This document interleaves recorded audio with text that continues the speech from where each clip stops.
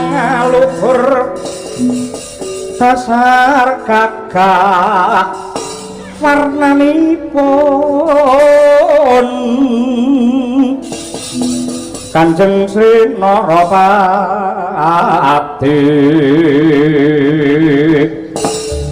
Raja kang ratu punta-punta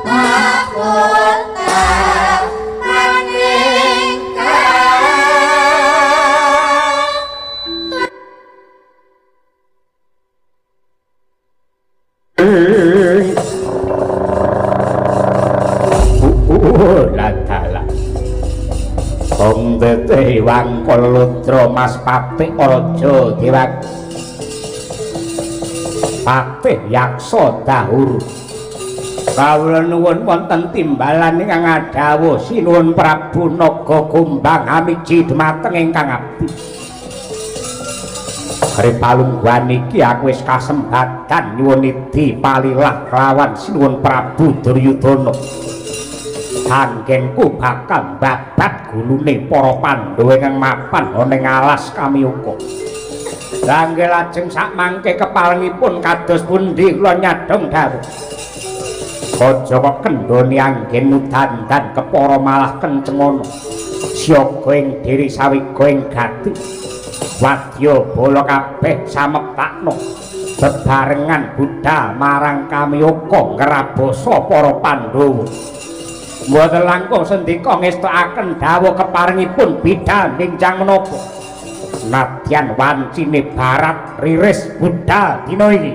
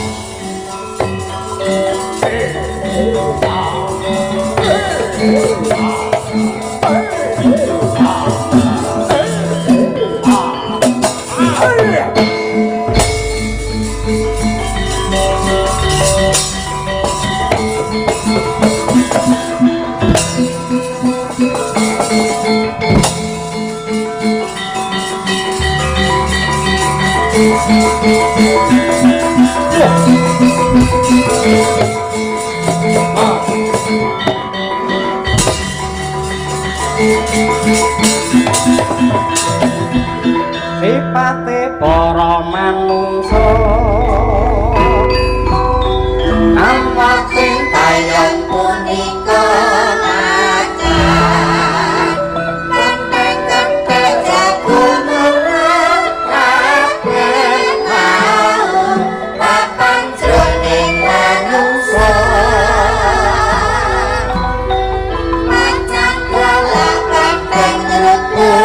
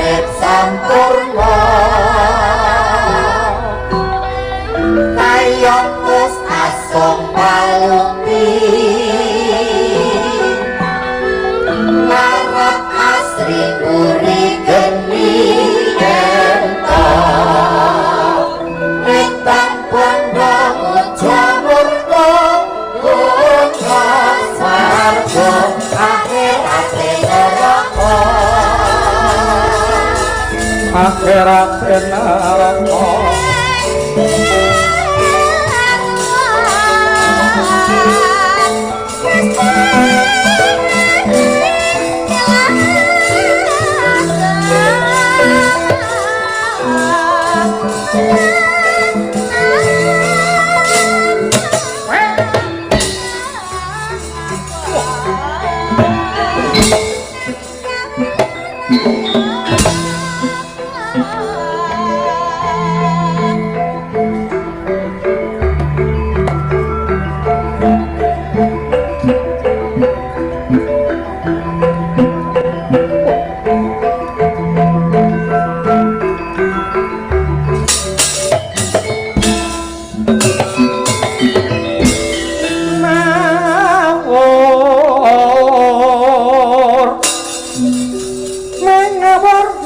wor-worahan ngaraning ngacurit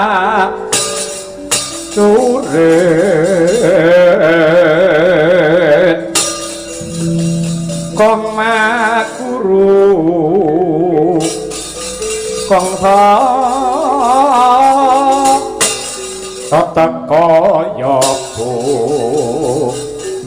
tulo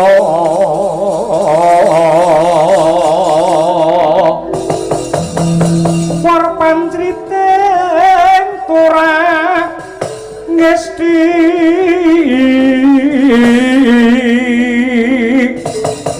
perkata ing kang cocok layu sepet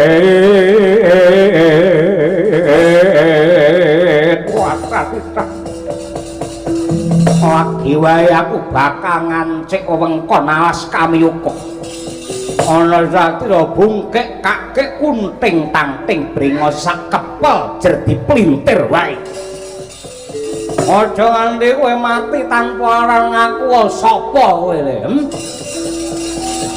lek nomripatmu jerengen gobokmu satriya swala bumi ya ing lesan pura Raden Setyaki kang dadi kekasihku balik wis saka ngendilan sapa aranmu muri saka negara Nggawa Barong kesete sembanku Prabu Naga Kumbang komandang garda kang dadi aranku kowe nyimpang ngiwa utawa nengen dalan iki bakal tanggih bacut mlebu ana ing wana Kamiyuka ana wigati apa kowe arep mlebu alas Kamiyuka Blaka Suta blak kotang terus terang ngancam ngincim patine para Pandhawa cetha lamun kowe waton Sulaya Tripalungguhan iki aku gawe Giri Sayembara karepmu kena kowe mlebu ning Kamiyuka waton pinter jebol diadane Setyaki piye rada mentap lir kinetap Sukaya nepe cocok bang mawingo angis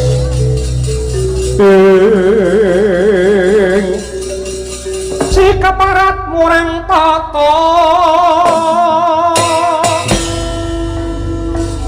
kaya wong lanang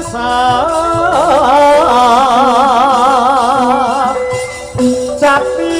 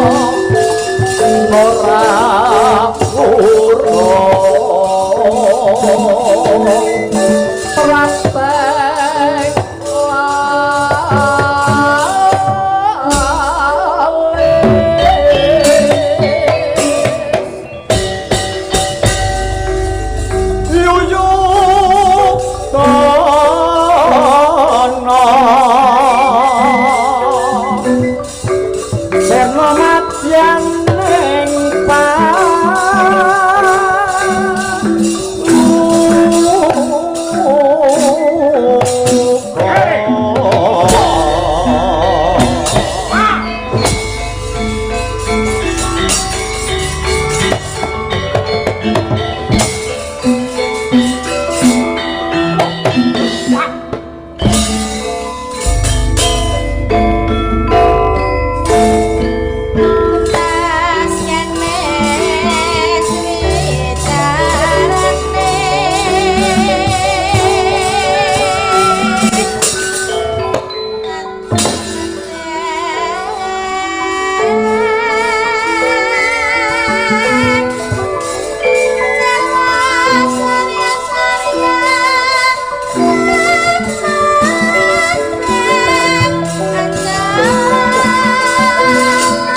Jamian. Hei.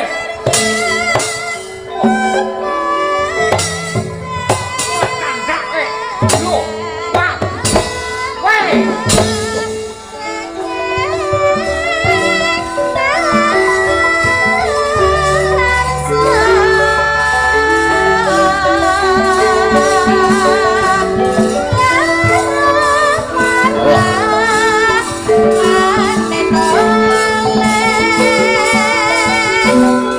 Has. Look. Hei. Jebul kamu sambat kok. Ah. Iki sing kok jaluk rano dipas. Hei. Hei.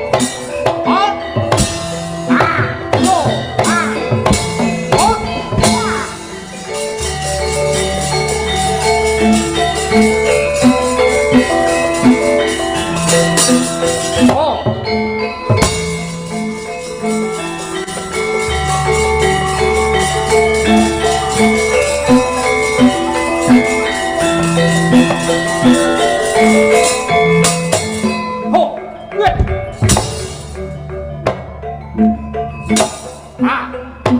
Hut. Wek. Lo. Dek. Wek.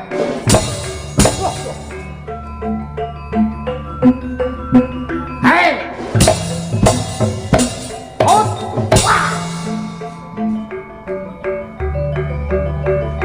Ha. Ah.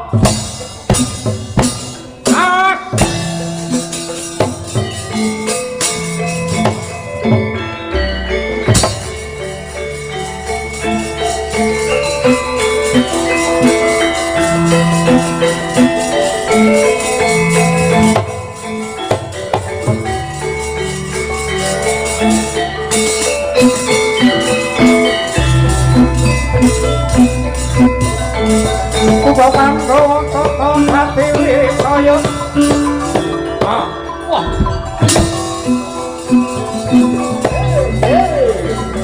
Eta, eta. Ape, ape. Eta, eta. Ape, eta. Ape, eta.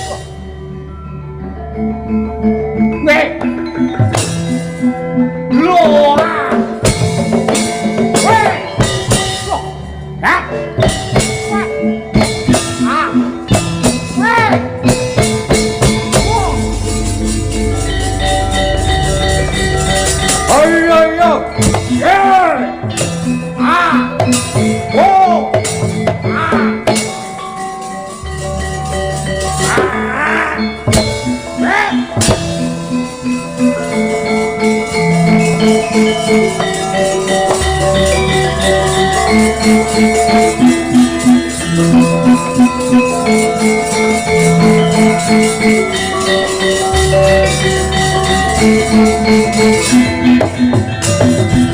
mawon kang katrajang ing dahana wadya sangkep kaprabon prang kang abramarkata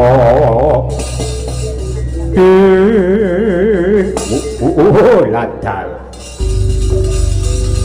wadya bolong wa barong rembyak kakean cacah ngreda kakean jiwa katengkok ing panca baya bayane do mblenjani yen ditutukake Bandayuda karo anak-anak Pandhawa ibarate rebut balung tanpa isi sing tak arah Pandhawa dudu cindhil abang wadya bala mangsa bara ripalungguhan iki Prabu Naga Gombang bakal salin wujud Triwi Krama sing tak arah mbarepe Pandhawa Puntadewa urung nganti kentong subuh kudu padha gulune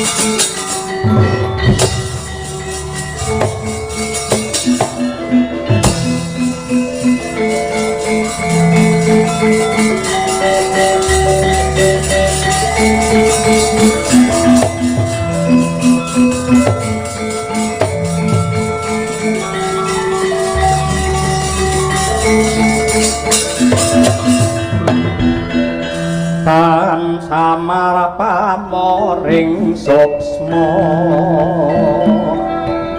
sinuk saya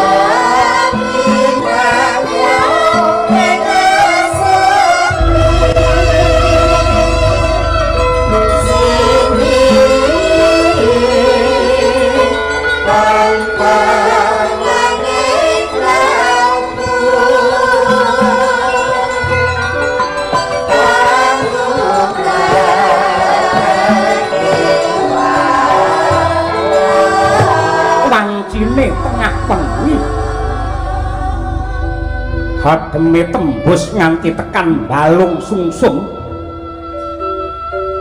ing jroning pakuwon kawis tinggal pambayun Pandhawa Sri Puntadewa nedheng yoga brata nyambung raos kelawan Gusti ingkang maha kuwaos nindakaken puji dikir kidung suci miang mantra rahayu ucap kedadak ana swara kumrusak kumelap pewujudan kang sinorot rembulan sak glugu gedene hanenggih Sang Naga Gombang galak ngakak kumitir petite awak ngkeri pakuwon anglumba sirahe ndodos lawan ucap sang prayit ning kewuh nenggih Dyana Arjuna lumepas kang jemparing dadi srana tugel janggane Naga Gombang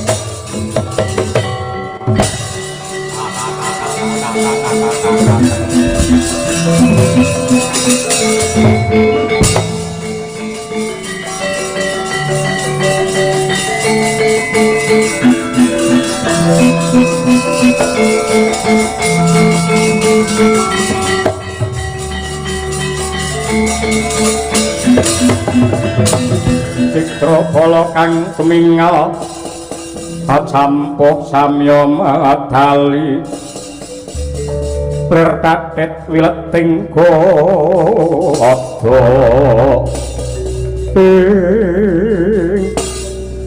Nuwun agunging samudra pangaksami Koko Prabu. Dene patrapipun ingkang rayi nyabaraken lan jugaraken anggen paduka semedi. Kula wani cumantaka karana wonten naga gumbang ingkang arah seda paduka Koko Prabu.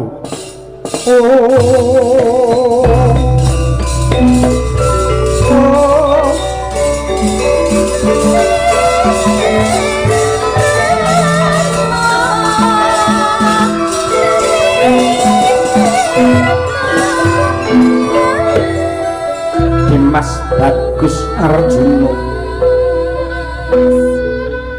mawali-wali mawantu-wantu pun kakang wis paring dawuh marang kabeh kadang Pandhawa sajroning paukuman Wanaprastha iki sepisan aja gawe kapitunan utawa gawe rugi angka loro aja nganti gawe pepati aja meneh kok sipate menungsa nadyan sipate kewan ora kena diperjaya nanging Siadi wis nrajang pranatan mau kula ngrumaos sira Pak monggo kulaturi paring pidana dumateng ingkang rayi Koko Prabu pun kakang ora bakal gawe kapitunan apa meneh matrapi pidana marang jeneng sira nanging kula rumaos nandhang dosa menawi paduka boten kepareng ngukum dumateng kula piyambak ing badhe ngukum dumateng badan kula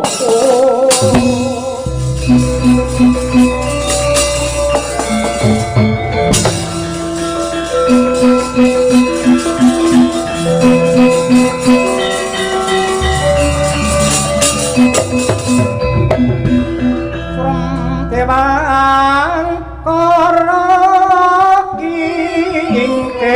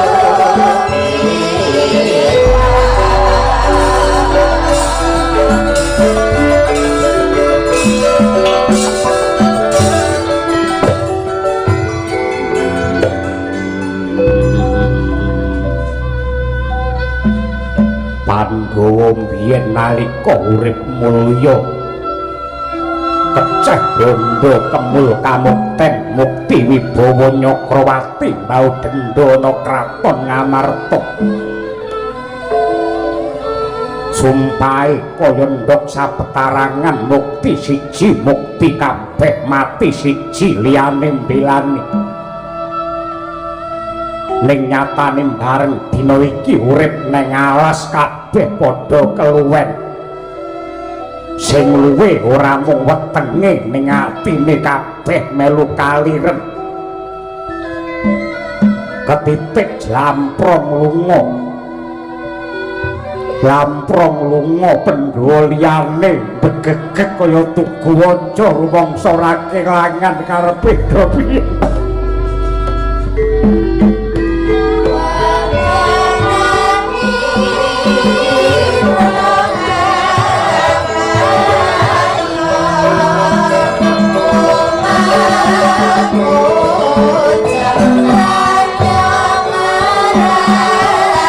Oh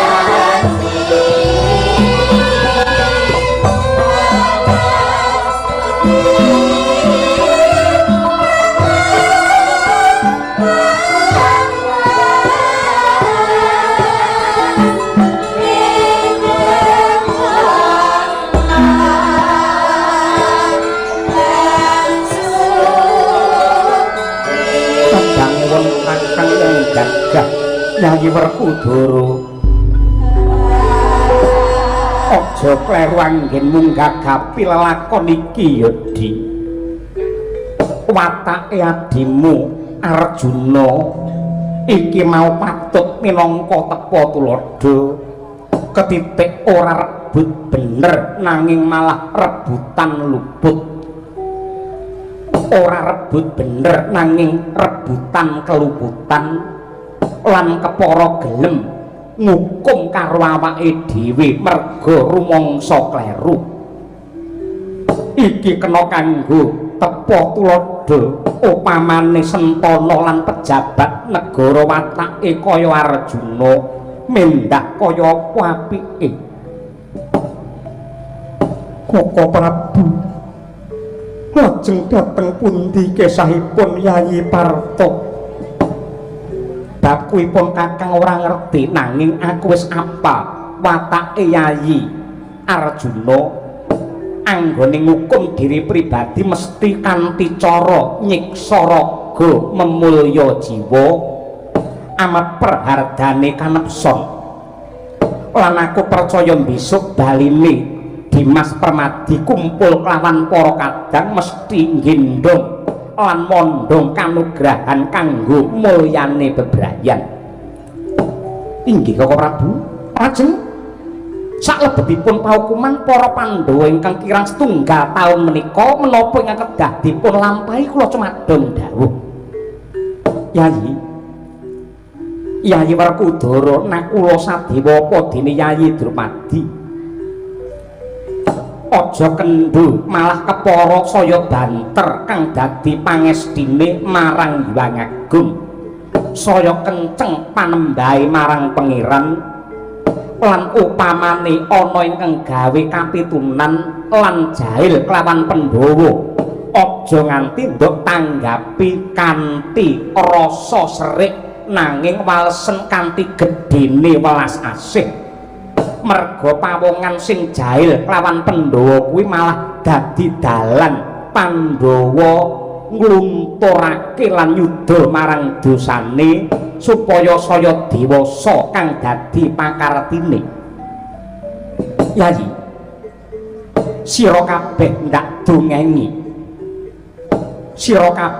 dongengi lelakone peksi Garuda ingkang gedhe wujute nalika Garuda mau mabur ana kewan cilik ya kuwi manuk gagak ingkang mancik ana gegere Garuda banjur nyokot sirahe Garuda saka mburi nanging Garuda mau ora nesu lan ora nanggapi malah kepara buka lare saya amba banjur mabur saya dhuwur wasana si gagak mau kentekan napas lan ketrajang banter angin satemah gagak mau ceblok lan mati Yayi lelakone Garuda iki mau bisa kanggo piwulang bisa kanggo patuladan manungsa kuwi aja mung gagas wong liya sing serik lan mungsuhi karo kowe nanging mabura sing dhuwur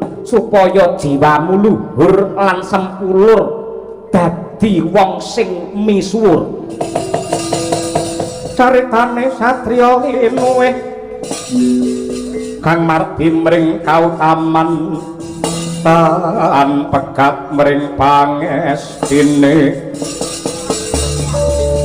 ngesti hayuning kayun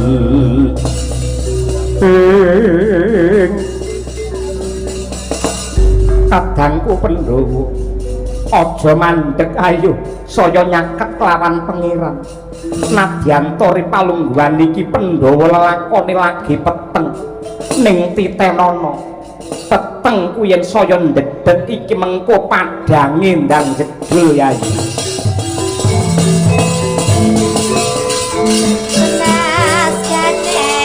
Sangya kala Pandhawa ya mulung nanging siring saka Kurawa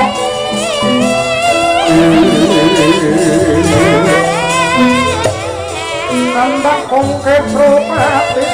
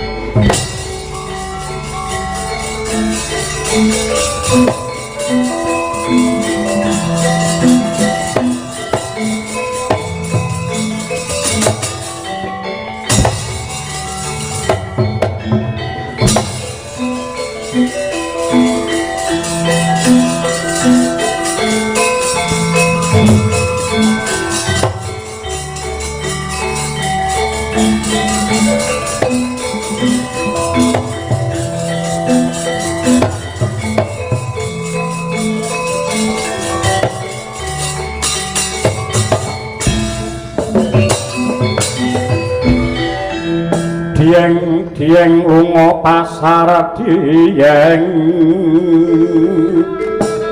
tupakna ayo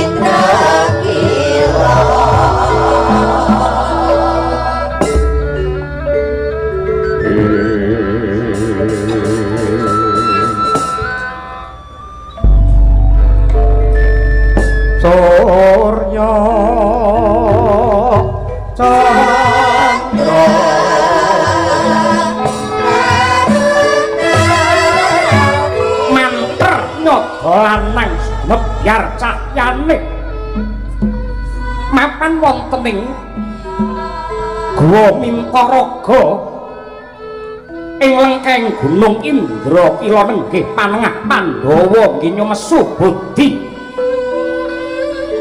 angrucat dumateng busana kasatriyan ngagem ageman cara kabrahmanan gelung denure modal madul babar pisan datan gagas eten-etening kadonyan samangke Sang Arjuna wis ngiwakake tata gebyaring kahanan hamung mahas ing asamun nyingsep sepining sopana kaya mati jroning urip-urip jroning pati liyep layap ing aluyut pindha pecating supena sumusuping rasa jati jati-jatine sang pamadya madheg sang ciptaning